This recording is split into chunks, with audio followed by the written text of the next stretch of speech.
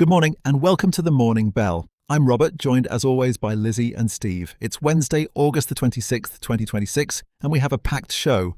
Nvidia reports today with a potential $280 billion market cap swing on the line. PCE and GDP are hitting the tape this morning, and Bitcoin is trading above $80,000 for the first time in 3 months. Let's get right into it.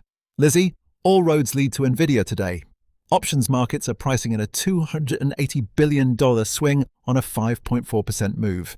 How does that set up the broader tape heading into the print?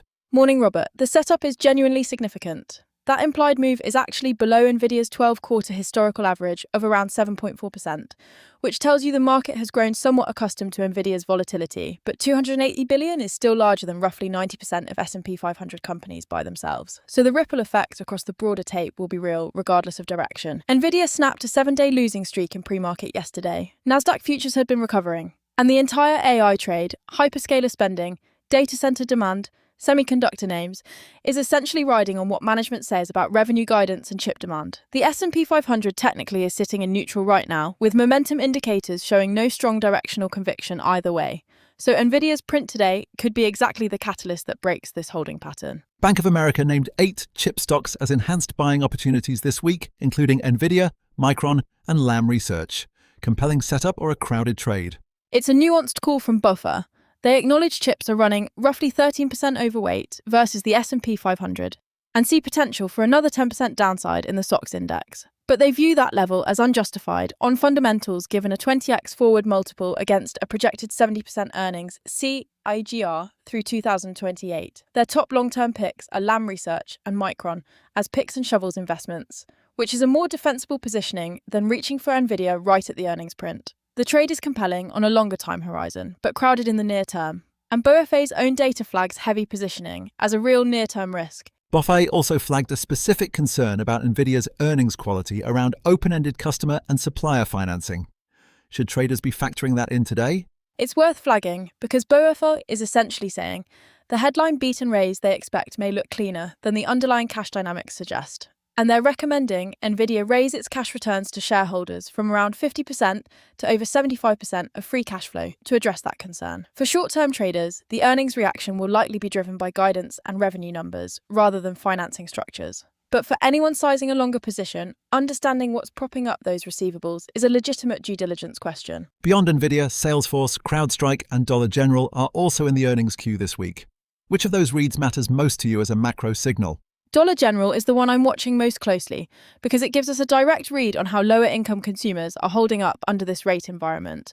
And consumer staples as a sector have already underperformed the S&P 500 by more than 15 percentage points over the past 6 months, when you account for the sector declining against the index 10.5% gain. Salesforce tells us about enterprise software budgets, and CrowdStrike speaks to cybersecurity spending health, both important for tech broadly.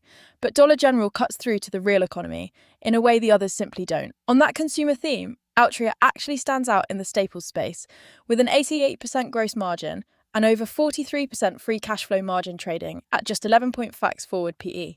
That's a genuinely defensive cash flow story in a sector that's been broadly weak, not a value trap. The August flash composite PMI came in at 56, a solid number, but futures are only marginally higher. Why isn't that getting more traction with bulls? Because a strong PMI at this stage of the cycle actually complicates the Fed's rate path rather than simplifying it. Robust services activity at 56.8 and a composite of 56 signals the economy doesn't need rate cuts, which takes pressure off the Fed to ease and keeps rate-sensitive sectors like banks, real estate, and small caps under pressure. Bulls want growth, but they also want rate relief, and right now the data is giving them growth without the relief, which is a harder backdrop to sustain a rally from. Steve, we've got PCE dropping today alongside the GDP second estimate, 2 heavyweight prints right before Warsh speaks at Jackson Hole on Friday. What are you watching most closely in that data? PCE is the one I'm focused on most tightly today because it's the Fed's preferred inflation gauge, and it lands just 48 hours before Fed Chair Kevin Warsh's inaugural Jackson Hole speech, meaning any surprise in either direction will directly shape the narrative he walks into on Friday. The August flash PMI strength suggests services inflation may still be sticky, and if PCE comes in above expectations, it raises the probability that Warsh strikes a more cautious tone on easing.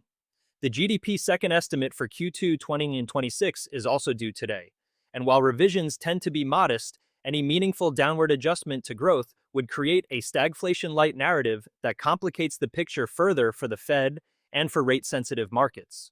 Consumer confidence printed at 51 versus a 54.5 forecast, and University of Michigan sentiment is tracking at the same 51 level, both well off prior readings of 55.2. Does that divergence between strong PMI and weak consumer sentiment tell a coherent story? It actually does tell a coherent story.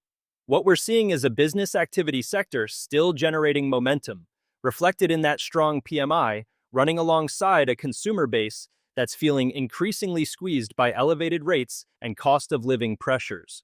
Both the Conference Board and University of Michigan readings undershot expectations and are notably lower than the prior 55.2, which tells you household-level stress is building even as corporate activity holds up. That divergence historically tends to resolve in the consumer's direction over a 6 to 12-month horizon, so this is a meaningful yellow flag for the cycle, even if it's not flashing red today.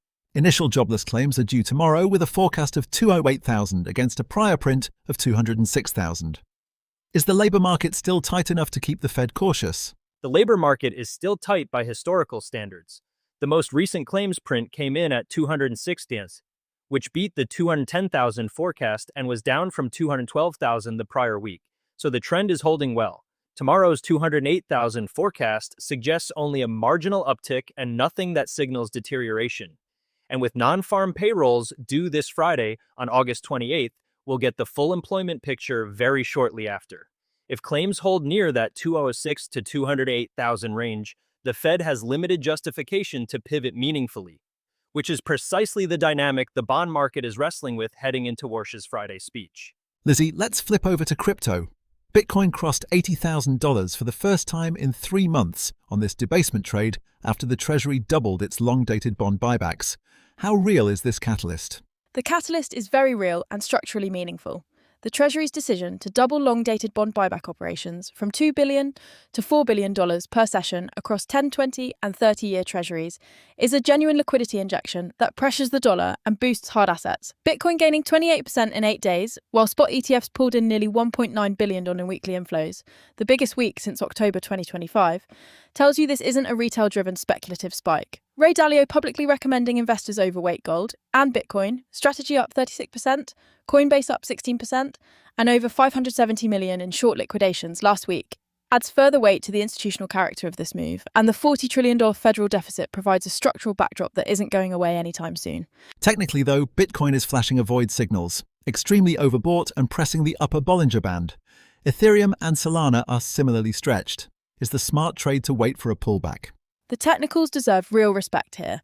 Bitcoin pressing into deeply overbought territory at the upper Bollinger Band is a mean reversion warning, not a green light to chase. And our model's bias is firmly avoid on new long positions at current levels. Ethereum near 2,445 tons is similarly overheated with a lean bearish signal, while Solana near 98.70 is showing an even more extreme overbought reading, with price pressing right up against resistance at the upper band, also leaning bearish. The smarter positioning given that setup is through crypto-linked equities like Coinbase or the iShares Bitcoin ETF, which give you exposure to the macro theme with somewhat better risk-adjusted profiles than holding spot at these stretched levels. Polymarket is only pricing a 41% chance Bitcoin hits $85,000 this month, which is an honest reflection of the near-term ceiling. That wraps up today's Morning Bell. Remember, this is not investment advice. Do your own research. And don't forget to subscribe so you never miss a morning. See you tomorrow.